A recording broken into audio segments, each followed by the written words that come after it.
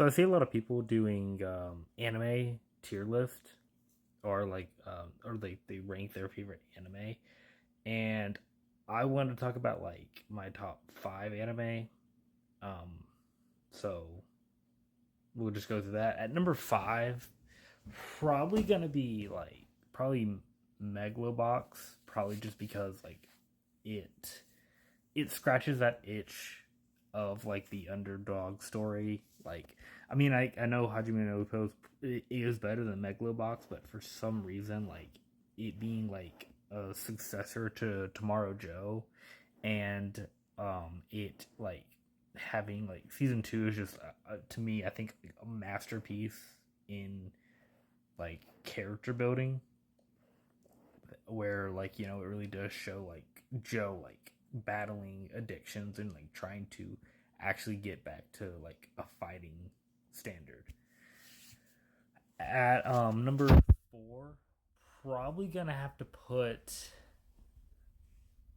man probably gonna have to put like Berserk 1996 on there, because like it was like my first introduction to like a grim dark setting for like an anime, because like honestly like it's probably like I mean come on, I like it's just a perfect story.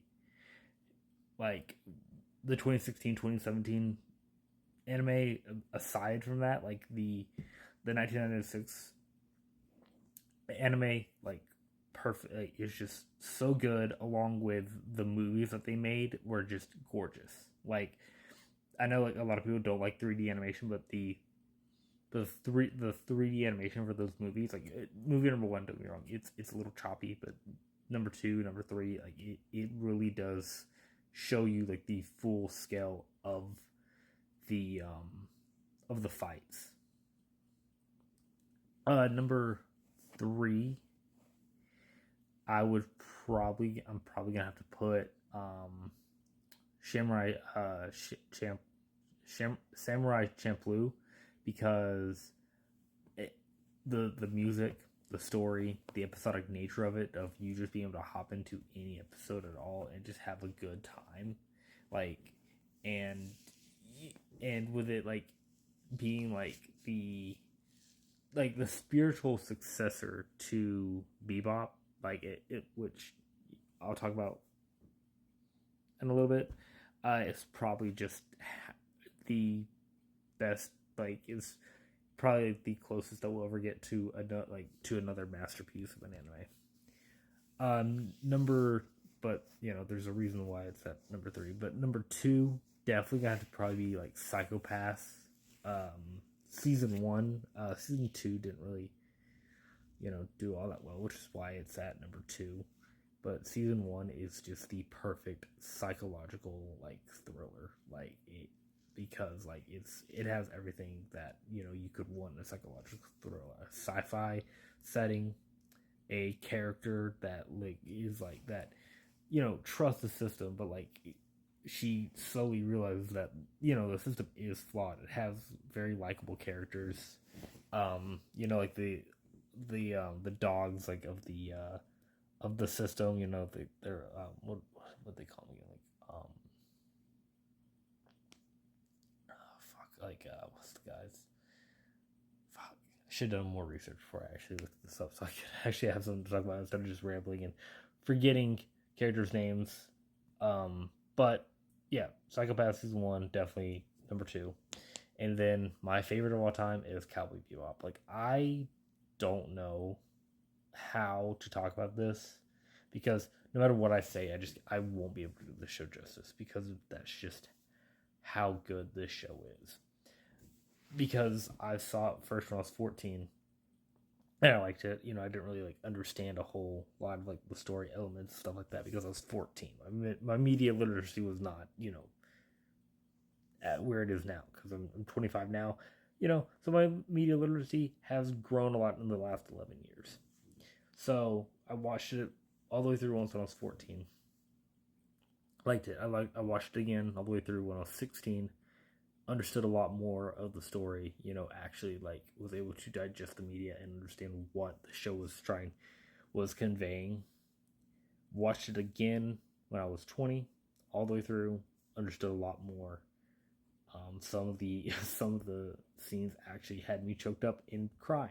Like, I'm not gonna lie, the call me scene where, you know, Ed and Ein are just walking away while Faye is like trying. It's like just kind of like cuts out like a area like for like where her bed would have been in her old room, and just kind of laying there, and Jet and Spike just trying to eat those eggs just to ignore everything that's happening. It's a very sad scene. The character interactions are some of the best, like that best in the series. Like, and the show, you know, where it is like goofy at times, it really does show that it knows how to be serious, because like Ed's kind of like a chaotic madhouse that kind of brings some levity to the series. But when Vicious is on screen, like, or any episode that Vicious is in, Ed does not appear. He shows up in Ballad of Fallen Angels, which I think is episode 5 because I think you meet Ed in 6. He shows up in Ballad of Fallen Angels, which is episode 5. A episode before you actually see Ed, you know. So like he shows up there, and it is just a, you know, like a serious episode.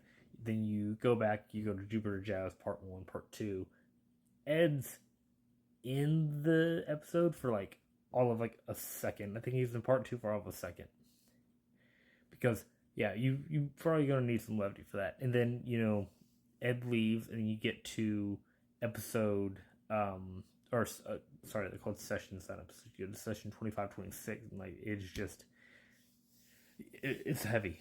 And, you know, the message of like, you're gonna carry that weight is just, yeah, like, you're going to carry that with you.